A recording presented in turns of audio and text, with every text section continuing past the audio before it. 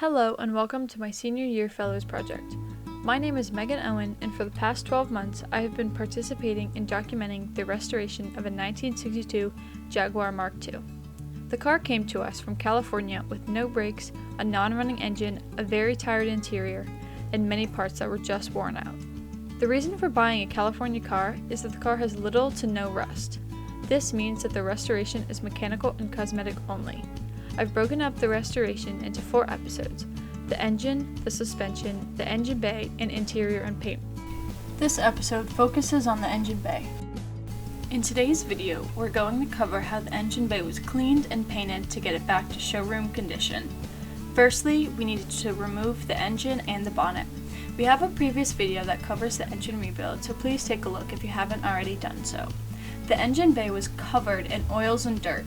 The car has been sitting in a garage for over 40 years before we had it, and it was very, very dirty when it was last running. When we started the cleanup of the engine bay, we attacked it with scrapers to get the worst of the muck off, but we soon realized that we needed a more aggressive approach to the process and bought a steam cleaner that loosened up the oil and undercoat paint that we encountered. Once we got the worst of the grime and paint removed, we did a final cleaning with paint solvent that created a surface that was ready for sanding and painting.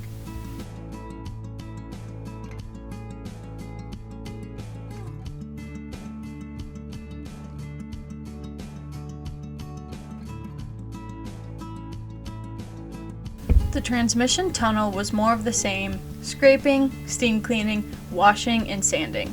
Once all of this was completed, we could prep for the paint.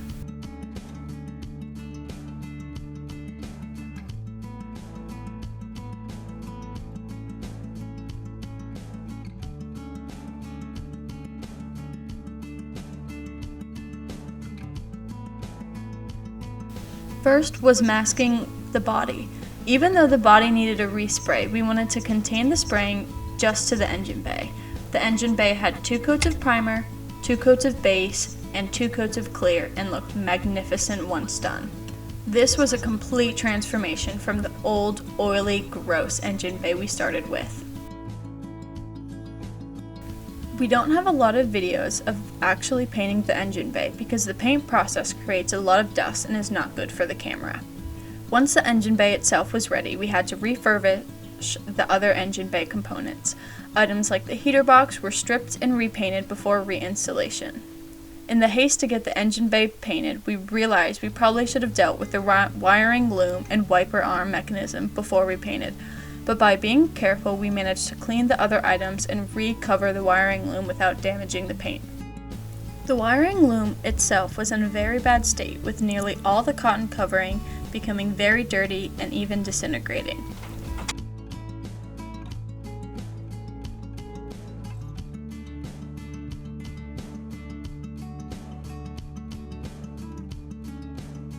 With the engine going back into the car, what we've done on the engine bay, as you can see, the engine bay has now been stripped of all the muck and dirt.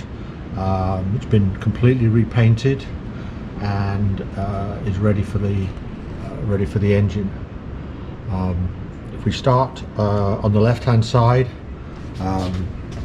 this is the brake servo. It's been stripped, new seals are in it, and everything is ready to go. This is the brake pipe to the rear, brake pipe to the left hand side, brake pipe to the right hand side, and the feed from the servo. We've got the ignition coil, we've got the fuel filter, obviously not connected up at the moment. We need completely new fuel pipes, but that'll be a job for another day. The windscreen wiper motor has been stripped, cleaned, and made sure that it works. As we come round a little bit further round, on the bulkhead, on the firewall, we've got the ignition solenoid, we've got the heater. The heater has been completely stripped. The heater matrix, basically the radiator that's in here, has been cleaned. The heater valve is cleaned out and working again. Underneath it we've got the brake master cylinder. It's a very small brake master cylinder. It's a very old car, doesn't have the sophisticated brakes that you have on a modern car, but that's been stripped. New brake fluid reservoir. This is the power steering reservoir. Again, that's been stripped and cleaned. New filters are in it. This is the voltage control box, because this is a dynamo engine, so it doesn't have an alternator. So all of this is required to stabilize the current coming from the dynamo. And then the rest of it, it's just, a clean inside ready for the engine. So this is the last time you'll see this engine bay without that big lump that we saw earlier in place. Once the engine was in place, we were able to reconnect the other engine bay components, but as you would expect, some of them needed cleaning. Firstly, the inlet manifold, which was just as dirty as the rest of the engine. All the studs had been removed, so they were reinstalled, a new gasket put in place, and then the inlet manifold and then manifold water chamber was put on top as well.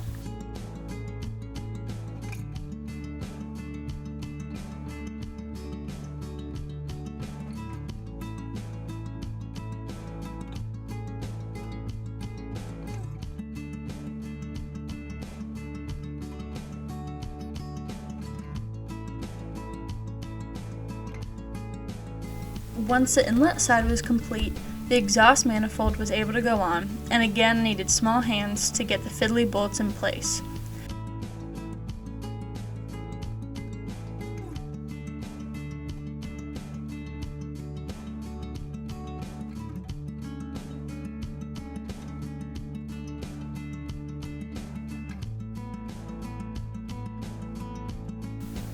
The new stainless steel exhaust was added, the old one having fallen into pieces when we removed it.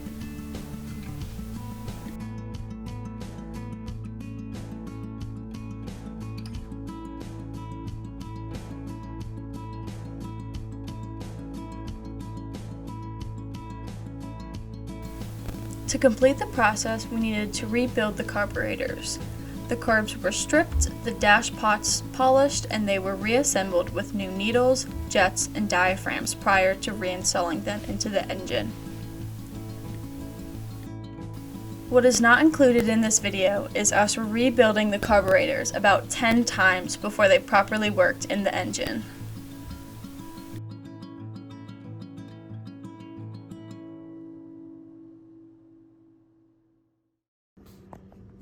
Thank you for watching.